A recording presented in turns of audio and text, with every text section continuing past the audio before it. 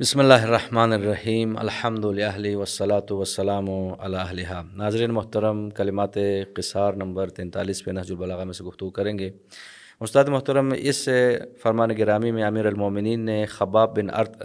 رضی اللہ عنہ کا ذکر کیا ہے کہ جو پیغمبر اکرم صلی اللہ علیہ وآلہ وسلم کے اصحاب میں سے تھے اور پیغمبر کی وفات کے بعد امیر المومنین کا ساتھ دیا، جنگ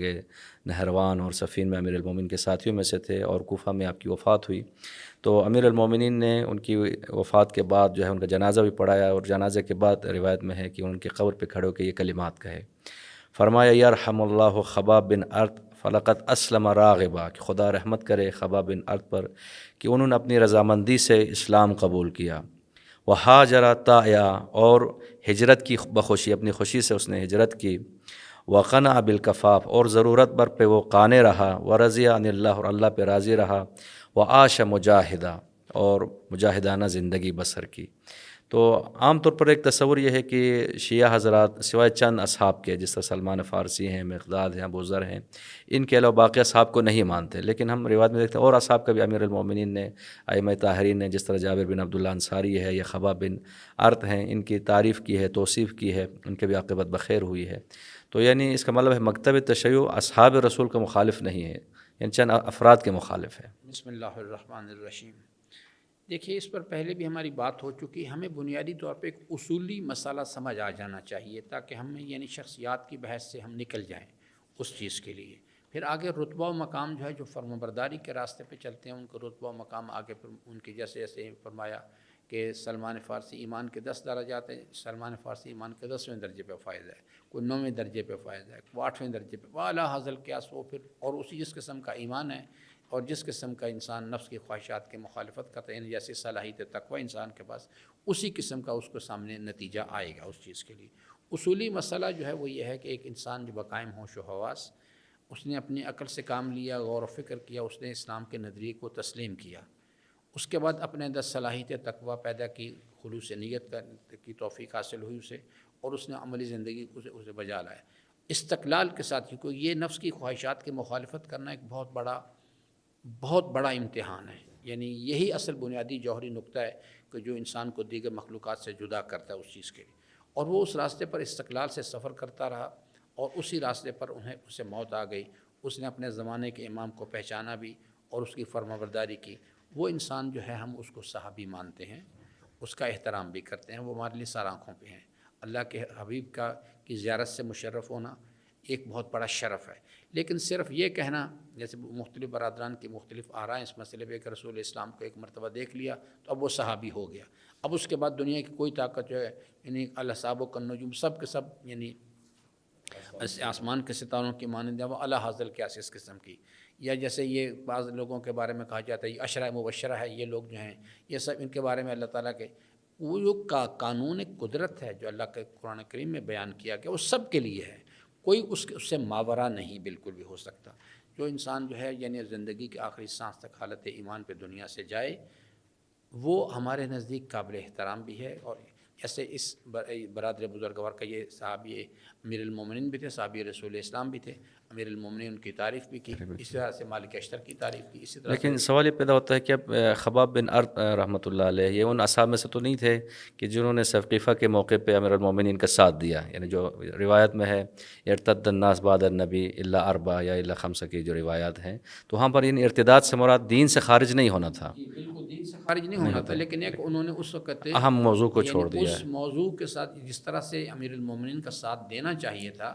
وہ انہوں نے اس طرح سے ساتھ نہیں دیا، لیکن بعد میں جب صفین میں جمل میں ساتھ دیا تو اس کا مطلب انہوں نے توبہ کی اس چیز سے۔ یعنی وہ اپنے اس نظریے سے رجوع کیا، اپنے طرز عمل پر نادم ہو گئے اور انہوں نے امیر المومنین کا ساتھ دیا۔ تو یہ امام نے فرمایا ان کے بارے میں کہ انہوں نے اپنی رضامندی سے اسلام قبول کیا، اس کا مطلب کچھ افراد تھے کہ جو رضامندی سے قبول نہیں کیا بلکہ تلوار کے خوف سے یا کسی اور یا مقصد کی دنیا کے خاطر۔ تمام میں کسی دیکھیں یہ جو قانون ہے نا اس قرآن کریم کے اندر کے نسل آدم کو قرآن کریم نے مختلف گروہوں میں تقسیم کی ہے، اور اس کے اندر سب سے خطرناک گروہ جو ہے وہ منافق کا ہے، کہ جو ظاہر کرتا ہے کہ وہ مسلمان ہے، اور یہ رسول اسلام کی حیات مبارکہ میں بھی تھے، جیسے کہ وہ 700 افراد جو ہے جنگ احد کے لشکر کو چھوڑ کے درمیان سے نکل گئے، یا قرآن کریم کہتا ہے کہ تمہارے درمیان منافقین موجود ہیں لیکن تم ان کو نہیں جانتے، یا کچھ لوگوں کے بارے میں سرور کائنات نے یعنی حذیفہ یمانی کو بتایا کہ جناب یہ لوگ منافقین ہیں، ایک تاریخ کے ہر دور میں موجود ہوتے ہیں، اس وقت بھی موجود ہیں، اس زمانے کے اندر بھی موجود ہیں، کبھی بھی زمانہ ان سے خالی نہیں رہا اس چیز کے لیے۔ تو سب سے پہلی چیز ہے کہ اگر ایک انسان جو ہے وہ یعنی انہوں نے اپنی مرضی سے ایمان لے، کیونکہ دین مبین جو ہے اس کا تعلق قلب انسان کے ساتھ ہوتا ہے۔ کوئی کسی کو قلب کے اوپر کوئی انسان طاقت کے ذریعے سے کسی کو تسلیم نہیں کروا سکتا۔ ایمان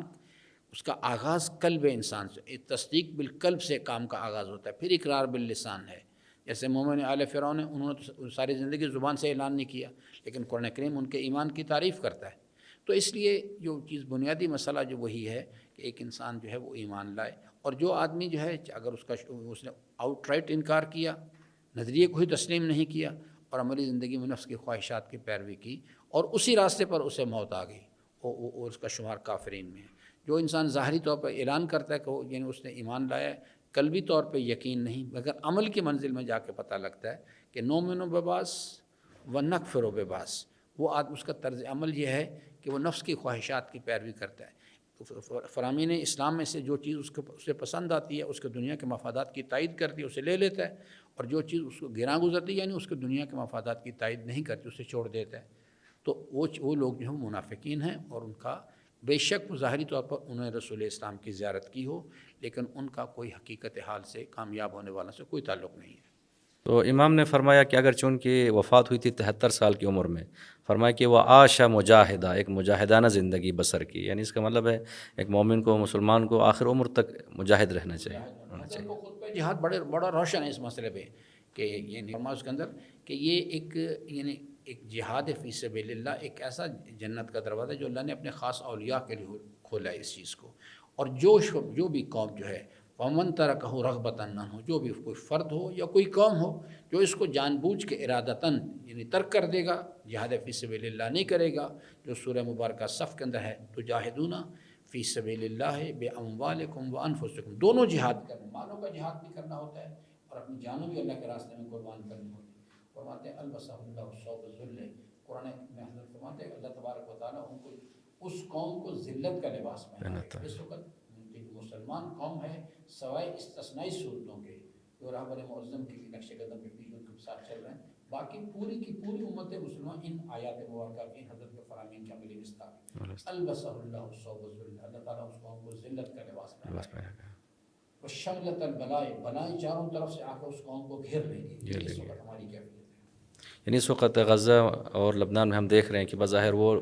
مصیبتوں میں مبتلا ہیں، لیکن دیکھتے حقیقت میں وہ لوگ عزیز ہیں، وہ عزت مند ہیں۔ باقی جو لوگ اس جہاد سے پیچھے ہیں، خداوند عالم نے ان کو ذلیل خوار کیا، ان کو ذلیل و خوار کیا ہوا ہے۔ اگرچہ کہ بعض لوگ جو ہیں اس دنیا کی محبت میں اس حد تک مبتلا ہیں کہ وہ اس چیز کو اس دنیا کے اندر ظاہری طور پر سمجھتے ہیں کہ بالکل، لیکن ان کو بھی یعنی اگر ان کے قریب ہو کے دیکھا جائے تو ان کے اوپر ایک اللہ تعالیٰ عذاب وارد کرتا ہے، سکون قلب ان سے چھین لیتا ہے، کیونکہ قانون یہ ہے